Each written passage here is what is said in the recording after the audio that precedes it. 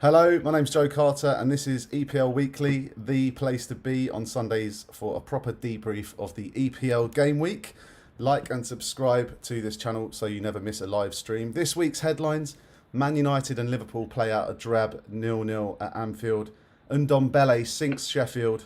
Big Hello, my Sam name's Joe Carter, and this bags is his EPL first Weekly, win as a the place to baggy, be on and Sundays for Leicester a march proper on. debrief Rozzie's of fantasy the tips EPL and game week. our Like and EPL subscribe 11. to this channel so you never miss a live stream. This week, Our EPL 11. I want you to start thinking of Premier League players, past and present, with animals in their names. If you come up with any, lads, just write them down, because at the end of the pod, we're going to try and assemble the definitive EPL Animal 11. Here with me, well, virtually at least, are three of the most insane football fans. Just have a look at them on the planet. Well, in London, really. And they're available at short notice. Anyway, what matters is they're here. Okay? Right, guys. I want you to introduce yourself and tell me one thing you can't wait to talk about on today's EPLW. First up, Matt. As Joe said, I'm Matt. I'm a Chelsea fan, and which is causing me a lot more gastric distress than I thought it would at this point of the year. But there you go. And I'm looking forward to breaking down what a mental season it's been so far. Yeah. Okay, Roz. Hi, I'm Roz. I'm a Millwall season ticket holder, which I reckon has caused me more anguish than Matt here is a Chelsea fan. But that's besides the point. Still an EPL enthusiast, and also can't wait to get into Chelsea season because I always like looking at Chelsea. And finally, last but not least, Mus. Evening, everyone. My name is Mus. I'm a Arsenal season ticket holder. I'm looking forward to discussing Liverpool's season and how it's falling apart at the seams. And I'm glad to see Matt got the memo about the attire as well. Well, yeah, apparently me and Rowan didn't get the memo. Where's like, Oh yeah. why didn't you tell us? I didn't realise it was Dortmund night. Busted week. Okay, I'll tell you what, let's get straight into it. Liverpool, Man United. Finished 0-0, a game of few chances. A lot of people calling it drab. Roz, let's come to you first. What did you make of that game? Interesting. I thought it's funny with like probably two of the most creative midfields in the world, how they really just cancelled each other out. You know, you've got Thiago on the pitch, you've got Pogba on the pitch, you've got Fernandes on the pitch, and the chances that those players actually had, or the time they had on the ball, was really next to none. The sort of it felt like end to end, but actually I thought both teams defended superbly, and there were no real chance someone should have definitely scored. Well, I thought Alisson made a really good save in the second half. yeah, Alisson made a couple of good saves, didn't he? Pogba had that Yeah. chance on the 83rd minute. Matt, what do you make of Paul Pogba at the moment? I keep talking about this guy. He's a fantastic player. He's a really good player. The question is if he's a really good Man United player, and if they're getting the best out of him. He's been there through, 2-3 different managers, and he's still not quite clicking. He's still not got that position which he can just have ownership of the team with. I mean, we've seen what he can really do when he's playing for France during the World Cup, but then he comes back to Man United and it's just not there. Is it the players around him, the positions being played in? I mean, yeah, it's a shame. He's a talented player, but I'm not sure he's quite fitting in there. Yeah, it looks like he's probably on his way out. We'll get to more on the transfers later, but back to the match that's just finished. And Mus, you said you were looking to, you're looking forward to digging into Liverpool after that performance. What have you got to say about Liverpool's performance tonight at Anfield? I guess it was disappointing. It's definitely a better result for Man United than it is for Liverpool. I think initially, people were focusing on Virgil van Dijk's absence and putting downturn in results down to some of the defensive absences and Joe Gomez as well. But actually, I think the more the games pass, I think it appears that like Diogo Jota's absence is probably the key one for Liverpool, and the value that he was bringing on the field. Just bringing a breath of fresh air, something different up front, and they've really stagnated in the attack over the past couple of games. Yeah. It's a cliche, but they used up a lot of goals against Crystal Palace, and then everything seems to have dried up since. Yeah, I mean, Crystal Palace gave them a few of those ones, didn't they? And I'll tell you what, actually, Diogo Jota, I was gutted when he got injured. I mean, obviously, for his own personal welfare and stuff, but also he was bagging me some points in the fantasy football, which Roz is going to update us on a bit later, and this week's sort of movers and shakers in the fantasy football world. But, overall, lads, I want a quick one-word answer. Who's going to finish higher in the table this season, Liverpool or United? Roz? Liverpool. Matt? Liverpool. Mus? Liverpool, there you go. You heard it here first. Liverpool are going to finish higher than Man United.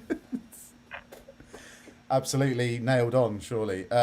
Okay, sorry to Man United fans who might disagree. If you've got anything to say, you can. If there is anyone watching this, then feel free to comment in the live chat section, and we will try and get around to talking about anything that you put in there. Okay, so Man United, Liverpool, boring. Let's move on. Sheffield United, Spurs earlier. Sheffield United put in a bit of a valiant performance, really. They weren't awful, but Spurs just had that class, I think, winning 3-1. Couple of great goals. I mean, especially Ndombele's goal for Spurs was out of this world. It pains me to say it as an Arsenal fan. How long did that take me? 6 minutes? But yeah, pure class from Spurs, really, and they are challengers, aren't they, Mus? Yeah, I think they'll be there or thereabouts come the end of the season. They're a bit more inconsistent than Liverpool and Man United have been, but I think if they avoid major injuries, and if they kind of get over some of this kind of dearth of ideas sometimes when they go ahead in games, because we've seen them just sitting back once they take the lead. They did it against Fulham and numerous other games this season, and if they held on to those games, they would have been clear at the top. So it was good to see them, score first and then hold the lead and manage the game well today. And if they can do that more often, then yeah, they'll be challenging. Absolutely. Any Roz, have you got anything to add to that or anything to counter? Yeah, I mean, I think there's actually quite a lot of pressure on Spurs today because they're getting a lot of stick from the fans. There's this whole thing about Spurs being an attacking, exciting side. They don't win trophies, but they can still produce exciting football on the pitch. If you look back to days of right from Glenn Hoddle right up to Gareth Bale, Ozzy Ardiles, they're entertaining as a football team. And I thought, Mourinho's been getting a lot of stick recently because they've dropped so many leads and actually just been sitting back, taking the 1-0 lead. And it's caused them a couple of, I think, unneeded draws. They've probably got two of the best attacking players in the Premier League in Harry Kane and Heung-min Son. They're playing at the bottom of the league today. A lot of pressure to actually not just get a goal and be happy with it. And yeah, like you say, they produced 3, and one of them, the Ndombele one. What a finish! Just class. Potential goal of the season contender, definitely. Yeah, an interesting one today as well. Bale didn't even get on the pitch, did he?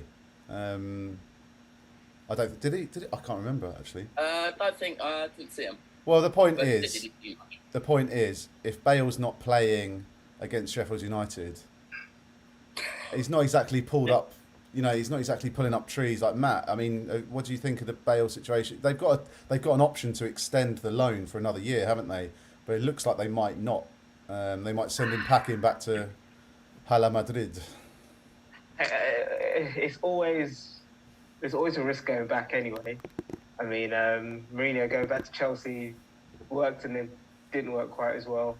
David Luiz going back to Chelsea works, but there seems to be a pattern here. But yeah, it was such an expensive move as well to bring him back and then to not play at pretty much that much at all. Like it's a criminal waste of him. And then I guess might as well just let him go back. Really, Yeah. Do you think there's an element of they didn't really quite know what shape Bale was in, and when they got him on the training pitch, maybe he was Yeah. had a few too many lagers in a few too many cervezas.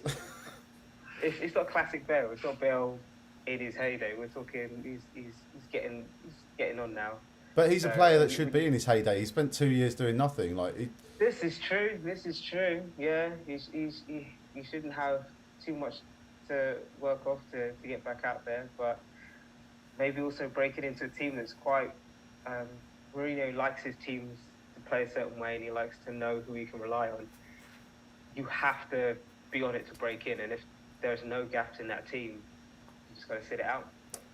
Yeah, and like Roz was saying, they have got a pretty strong attack without him, so you kind of can't blame them. Mus, that's a nice mug you've got there. Fitting, actually. It's a Mr. Bump mug, a little tribute to Gareth Bale. But yeah, I think he hasn't really got over it. Hasn't really got over his injuries. I don't think we've seen a fit player since coming back.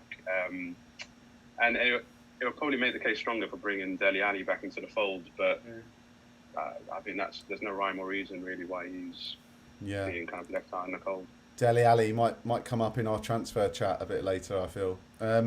Okay, so Spurs beating Sheffield United 3-1 away. Overall, good performance and keeps them in with a shout in the top four. Now we're going to move on to talking about yesterday's football. Yesterday, Big Sam finally cracked it at West Brom, got them a win in the Premier League. Roz, did you see this game? I did. I watched it live. Incredible game. Incredible for the Premier League. You know, everyone calls it the best league in the world. Then we get two teams to a Champions League final. It's the dollars game full time. It's also so entertaining. West Brom went 1-0 up. Wolves then brought it back 2-1. Ended 3-2 to West Brom. I think context is important in this result. I think you've got a Wolves side that hasn't been the same since that horrific injury to Raul Jimenez.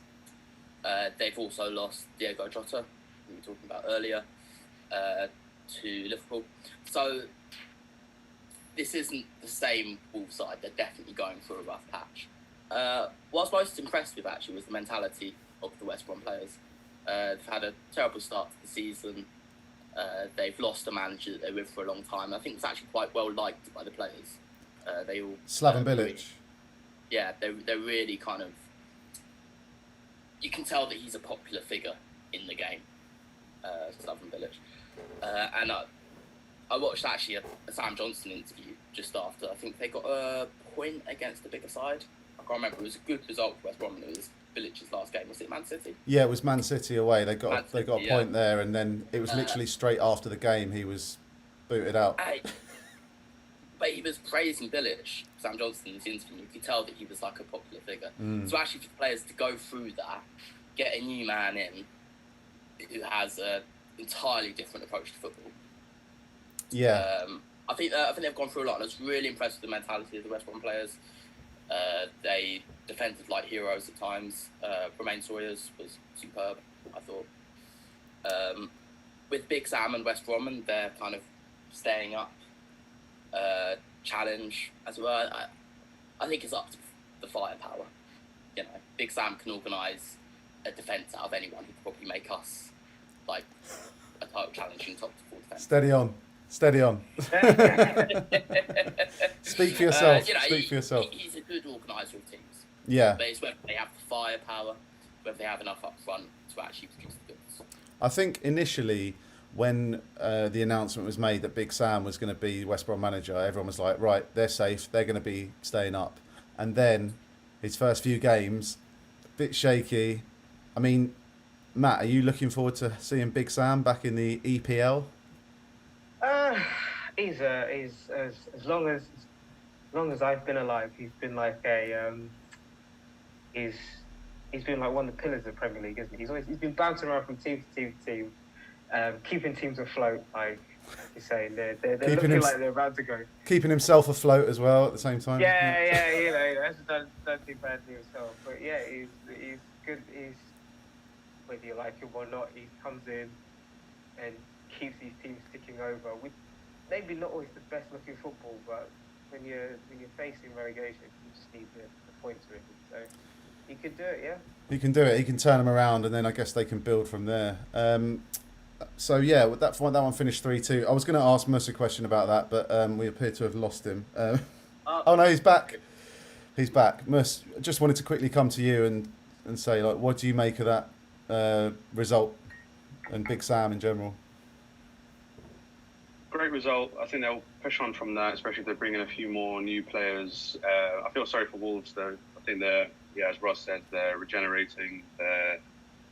They lost a few key players. I think they were counting on having some of their players, which, have since been seriously injured, like Raul Jimenez with that really horrible skull fracture.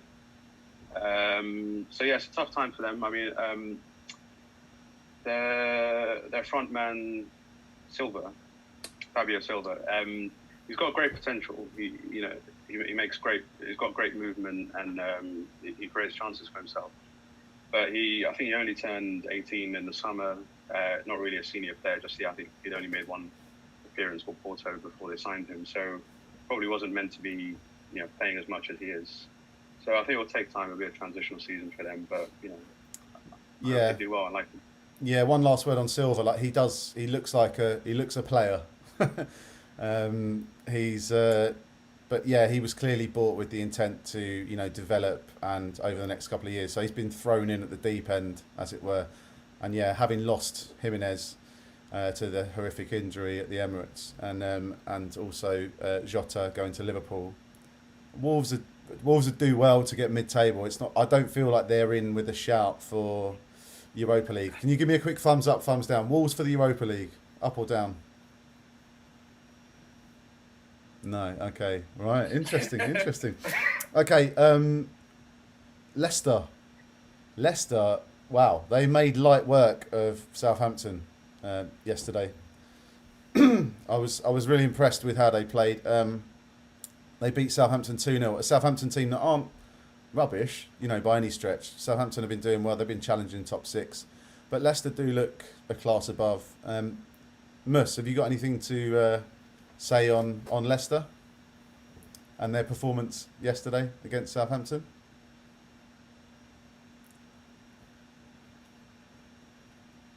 Roz, have you got anything to say about Leicester's performance against Southampton? I mean, the Southampton are a really good side. You can't forget that. In fact, it was sort of a comfortable performance, I felt. They took the first goal and then had a few chances to kind of settle it. Southampton didn't. I guess they could have sneaked a 1-1 at the end there, but actually, it always looked like a Leicester win. Yeah. You've got to think of the 9-0 last season. Yeah, I was going to say, it's not so long ago that Leicester turned them over 9-0, so it's not bad considering that. And also, Ralph Hasenhüttl, he's been rumoured, or like in the last couple of months, with the Borussia Dortmund job. He's a really sought-after manager. He's doing fantastic work there. So actually, I think it's a brilliant result for Leicester. I think Southampton will take a few points off the teams that Leicester are competing with wherever they end up in the table. So to actually get a clean sheet, 2 goals there, solid performance from Leicester. Yeah, and I mean, the standout performers in that, obviously Maddison, Barnes and Tielemans. Maddison looking to get back in the England fold. Matt, what do you see him getting into Gareth Southgate's squad for the next big tournament? James Maddison? Yeah, definitely.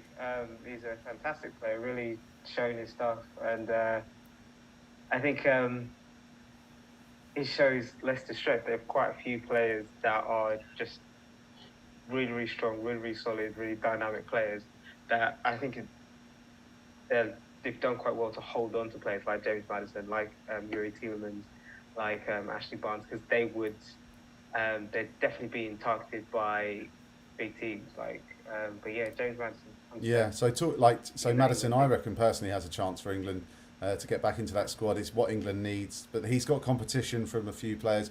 Roz, I'm going to come to you in a minute about that, but Mus, what I want to ask you is Harvey Barnes made his debut for England in October. What do you reckon? Do you see him progressing with England? Sorry, I dropped off there. I think the content was just too hot. My device but I'm back. Harvey Barnes, another great player, another great find by the Leicester scouting infrastructure. I think it's on outside chance. He could really inject a bit of pace and creativity up front, but it really just depends how Gareth Southgate sets up. And he's got a embarrassment of riches, really. So, yeah, he might come too soon for this tournament. Yeah, Roz. So, you sort of grimaced when I said about Maddison being needed in the England setup. What's your take on that? I think James Maddison is an unreal player. I think he's absolutely brilliant. I actually think the same about Harvey Barnes. I mean, they're dynamic. They're having a brilliant season. But I'd say in terms of the England squad, which is a real shame for them, I think. If you've got a squad of 23 players, you're looking for your first 11, you're looking for backup. We're also looking for different options.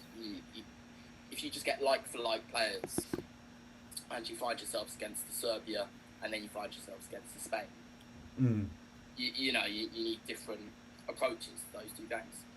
What I'd say for James Maddison, sadly, is that you've got a lot of dynamic number 8/number 10s, if you will, players that can kind of fulfill those roles. I think Jack Grealish he's probably already bought a ticket.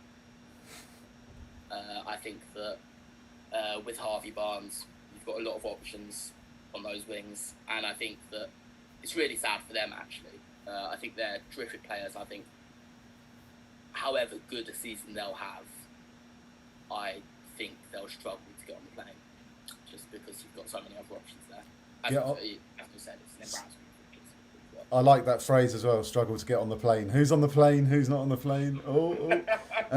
Maybe we'll save that for another episode. But this is EPL, right? This is EPLW, guys. EPL Weekly. And on that note, Chelsea struggled to a 1-0 win at Fulham in the West London derby, the biggest derby in the Premier League. I feel it would be appropriate to come to Matt first. As he mentioned earlier, he's a Chelsea fan. Matt, what do you make of Chelsea's performance yesterday? And also, what about Lampard? I want to see what you think of him. All right, so the performance yesterday is we've had quite a few of these performances recently. I mean, we won, which is a step up on how we've been doing much of late, but a lot of possession, not converting a lot of those chances into anything particularly effective. Werner getting close. It's the wheels are slightly coming off a bit here. We started off quite well. We were breezed through our Champions League group, and we come to this, and it's a bit of a struggle. I mean, this time last year as well, we were having issues up front.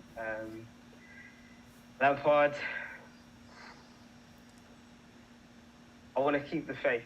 I want to keep the faith with Lampard. That's my view. But it's 200 mil spent. Players aren't quite shaping up the way they should have. Okay, Ziyech is injured. Werner's been playing out of position though. We've got Kai Havertz isn't quite gelled the way we'd like him to. He's still quite young. It is still quite a long time. Maybe some of the fact that Lampard inherited someone else's squad and he's trying to switch over. Plus, there's still a knock-on from the transfer ban last season. So I want to give it a bit more time. Yeah. But I didn't think at this point in the season we'd be, after yesterday's game was 7, but we're still languishing mid-table. It's not where I'd like us to be. It's not what Abramovich expects, is it? And no. I think it's funny because Lampard was a bit cursed. He was blessed by the transfer embargo because it meant he got to work with youngsters, which he proved he could do at Derby. Okay, he didn't get Derby promoted, but he did do some work with Derby and and worked with some youngsters there and showed that he had that ability. He goes to Chelsea, brings through the likes of Mason Mount, Fikayo Tomori, Reece James, amongst others. Working with Tammy Abraham as well. And then he's kind of had to cast those players aside in a way to fund these like marquee transfers. And then once he's made those big signings, they have to go into the team. Surely he can't really leave them out. So, Roz, what's your opinion on that? On like Werner, Havertz, and Ziyech. I mean, obviously they've come from much more what you'd call inferior leagues to the EPL as well. Being from the Bundesliga and the Dutch league, the Eredivisie. It's hard, isn't it? I think they're all class players. In terms of inferior leagues, I mean, Ziyech got Ajax to Champions League final. Werner was sought after by Liverpool. They're class players. Kai Havertz, there was a thing where before English football sort of came back, everyone was watching Bundesliga because it was at first during lockdown, and watching Kai Havertz there. He's an absolutely beautiful football player. The problem for me is Lampard. I think with Lampard, he was the right man at the right time when they had that transfer embargo. Because it's a man that the fans are not going to turn on. And as you were saying, it's a man who has worked with the likes of Tomori, with the likes of Mount. I think it was the right fit at the time. I think he's not going to win Chelsea titles. He's not. We've got this kind of common trend now where you're getting former players being managers. Solskjaer at Man United was another example, and they're often compared with Frank Lampard. Solskjaer did some work in Norway and he won titles. He had some EPL experience with Cardiff. With Lampard, he didn't get Derby to the Premiership, and that was he lost in a playoff final. If you look at a list of the managers that have lost a playoff final, would you call any of those candidates for the top 4 job or the top 6 job even? I've actually got a list here. I knew Matt would come on the show and I thought, right, let's really dig out Frank Lampard. Right, the last championship playoff final to get to the Premier League. Thomas Frank with Brentford, brilliant manager, wouldn't get a job at Chelsea. You've got Frank Lampard was the month before that. Steve Bruce with Aston Villa. Newcastle don't want him. Man United or Liverpool aren't going to want him. Arsenal aren't going to want him. Before that, you've got Jaap Stam with Reading. What's he done in management? Well, he got to a playoff final with Reading and lost it, as Frank Lampard did, which is good. You've got Carlos Carvajal for Sheffield Wednesday, and the year before that, you've got Aitor Karanka for Middlesbrough. Why is Frank Lampard still in this job? I do not understand it. He's been given this massive transfer budget. He's got players like Kai Havertz and Timo Werner, who are the most sought-after players in Europe, and he's not producing. He's struggling to be a 10-man Fulham. Well, okay? I mean... and I think Anthony Robinson got sent off... It was early. First half, wasn't it? It was either first half or early in the second half, but it was a long chunk of the game where they were playing against 10 men. I know it's sometimes harder to beat teams with 10 men, they'll put everyone behind the ball, but you've got the likes of Timo Werner, you've got Kante in midfield. How can you produce this string of performances and still expect to be in the job?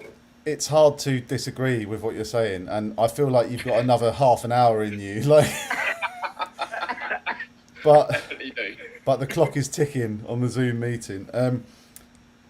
I'll tell you what, just because the clock is ticking and we just got the little warning, because we don't have Zoom Premium here, this is a budget operation, let's be honest. I'll quickly give you the full list of results so far from this week's Premier League. and then Roz is going to give us a little fantasy football rundown. So this week, the classified check. Wolverhampton 2, West Brom 3. Leeds United 0, Brighton and Hove Albion 1. West Ham 1, Burnley 0. Fulham 0, Chelsea 1. Leicester City 2, Southampton 0. Aston Villa Everton postponed. Sheffield United Tottenham 1-3. Liverpool 0, Man United 0. And so far, Man City 0, Crystal Palace 0. Not bad for my first go. What's about that? Was nostalgic. That brought back Yeah. sort of on the BBC having. Next week it's going to be much better, I promise. Okay, next week I'm going to level up that chat. And obviously tomorrow night, Monday Night Football, Arsenal against Newcastle United. Okay, over to Roz for a bit of a fantasy football checkup. Who's the movers and shakers? You've got about 3 minutes. Go. Brilliant. So a huge week in fantasy football. Most teams, I think 5 or 6, I think 6 have double game week after last week where we had fewer games. So I think a lot of players have kind of played their wild cards this week. You've got a few triple captains for the double game week. You've got lots of kind of wild cards thrown in just to kind of make the most of this. The way I'm kind of seeing it at the moment, you've got so much rotation going on in the Premier League, particularly with the likes of Man City, Liverpool and stuff like that. You can't actually pinpoint who's going to play, which makes it really tricky. In this sense, I would go for defenders. Your back line is going to be a lot more consistent. You've also got a season that started with a lot of 5-2s. I think there was something like 4 or 5 5-2s in the first 5 weeks. The goal scoring has gone dramatically down, and you've got a lot more teams that are not scoring at all than are winning 4-0, 5-0. So I'd bank on your defenders. Don't go for your kind of midfielders and attackers where you think, oh, Man United definitely win 4-0 there, and what have you. You've got teams like Burnley who can't buy a goal. Sheffield United scored today, but actually probably don't have enough firepower right there.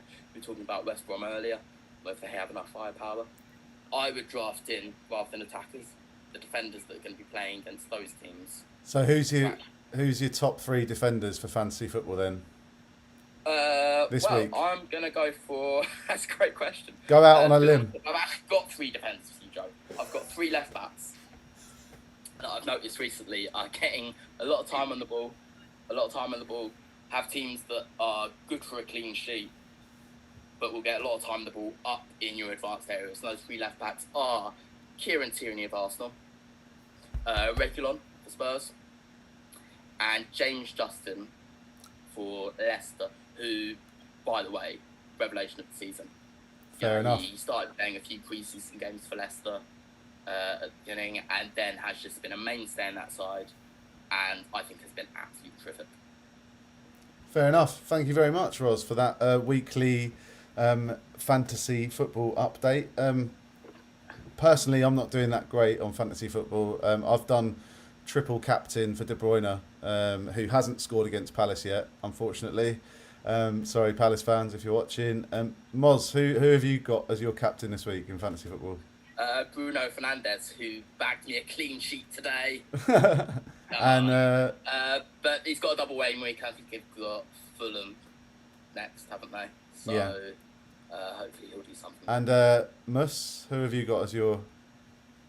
Same as you, Joe. I've triple captained De Bruyne, and you're saying you're having a terrible season. I'm 12 points behind you at the start of play, so not sure It's only 12. You're only 12 points behind. I'm about 200, 300 points behind Joe. Oh my God! Maybe Right, Joe look, should give the update next week. this is not the time or the place. Let's start from 0 next week, okay? Us 4.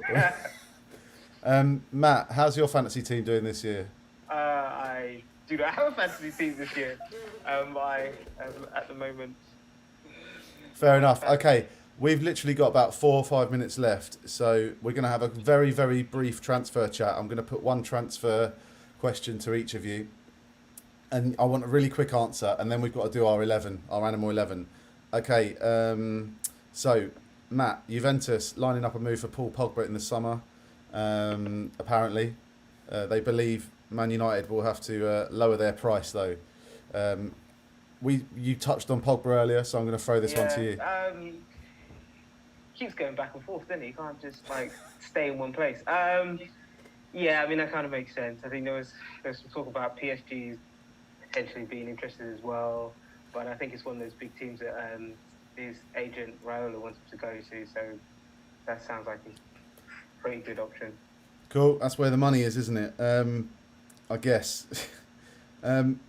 Ros, I know you're a fan of Declan Rice. David Moyes has come out this morning and said that Chelsea and Man United haven't contacted him. That's some hot gossip right there about buying Rice. Could you see Rice at a big club like that? Absolutely. I think there's been a long string of, good English West Ham players that have gone on to do very well at bigger clubs. I mean, Frank Lampard's interest in him has been kind of well documented for a while, which for me is an odd one. I feel like Kante has more in him. I think for a team like Chelsea with all that attacking talent, you only really need one pivot. You don't need to kind of double pivot there. Cool. But yeah, I mean, I'd like to see him at a bigger club. I think he's a very good player. Sorry, mate, we're in stoppage time. Mus, Mus, I just want to ask you what you think about Eric Garcia's ongoing saga. I was hoping to break the news tonight that Eric Garcia's gone to Barcelona, but the young City centre-back, Spanish, he's been linked with Barcelona for ages. What do you reckon's going on? I think he'll go. Great, thanks. I'm going back. I want to go through the Animal 11, so let's just move on to that. Okay, yeah, cool. Right, do you want to kick us off then? Who's in goal? Or no, give us someone. Yeah. Okay, I'm on my third device, so I'm going to have to remember this from memory, right? So I've gone for a five-a-side team, a goalkeeper. At goalkeeper, I've got Penguin van der Sar. In defense, John Terrier. In midfield, Cocker Spaniel James. Two up front, Diego Dogba. Nice. Partnered with... I'm going to have to leave you there. Matt, have you got anything to add to that quickly? We're literally, the ref's about to blow the whistle. I've got Frank Leboeuf, beef, like cow. That I don't know. We've got Van de Beek, like a bird. Who else we got? Sean Gota. Brilliant. Way back when. Okay, Ros, give us your best one. Best one, Connor Salmon, because he relegated West Ham. Okay, right. Thank you very much for joining me, Ros, Matt, and Mus. This has been EPL Weekly. We did it. We got to the end of our first episode. I'm off to watch the NFL. See you later.